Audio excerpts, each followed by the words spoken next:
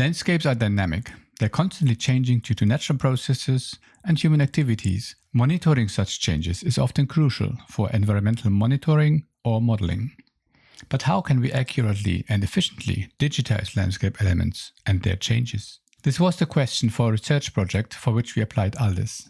And it's a good example to show how ALDiS can make GIS work really easier. So the research question focused specifically on the region in Germany where a lot of natural habitat was lost due to bark beetle infestations and land use changes. For this project we obtained aerial photos. Here on the left you see an example of a landscape from 2018, and on the right you see the same landscape in 2007. You can see that there were considerable changes in this landscape. In the more recent photo, many trees were cut down or damaged, probably due to bark beetle infestation, and there were some minor changes in the fields as well. So how can we systematically track such changes over time? The simplest way would of course be manual digitization. Here is an example of how the basic digitization is done in QGIS. I'll start with small patches of trees over here. The level of detail depends on the image source, the project, the person who works on the digitization. Here we have a really high resolution aerial photo, and hence the digitization can be really detailed. Now I'm going to add fields to be able to track structural changes of agriculture over time. Manual digitization in GIS software is accurate, and you can digitize, for example, each land parcel. However, it is time consuming and really labor intensive. So how can we speed up this boring and time-consuming manual digitization process?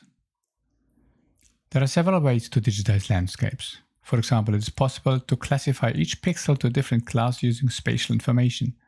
Or you can segment the landscape into small areas. This method is called segmentation-based classification. Now here is an example using the segmentation-based approach. To perform a basic image classification in GIS, the first step is to segment the landscape. As this is a demonstration, I'll go for the basic settings here. As you can see, pixels are grouped based on their similarity. As we have a simple RGB aerial photo here, each area will be classified using its spectral characteristics. Such characteristics can be trained using a training set. Here is a shapefile of a training set I prepared as an example. The training set consists of several classes: arable land, grassland, trees, etc. And we will classify the landscape elements by calculating spectral values assigned to each class of the training set. Now, after assigning segmented areas to each class, we see the results of the segmentation-based classification here. While some parts were accurately assigned, some others are incorrect. For example, you see some small areas that were assigned incorrectly. This kind of error is called salt and pepper noise. It is quite common for conventional classification methods, especially with very high resolution imagery. Also, shadows are often incorrectly classified as other classes.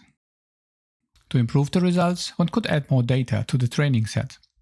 But it is always a lot of work to consider data from various sources and different time points.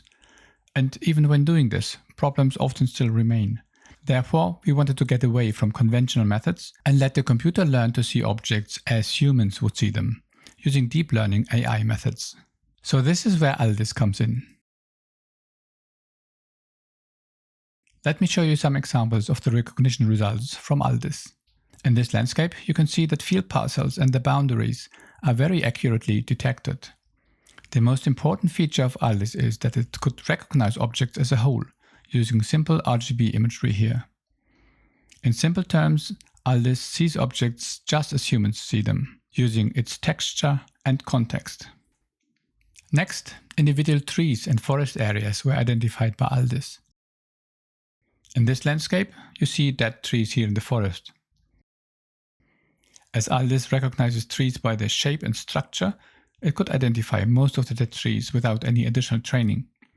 In general, if we need to recognize new objects or to increase precision, a few additional samples can be added to train the model so that the model can identify specific objects. This can be applied to any type of object, such as buildings or solar panels.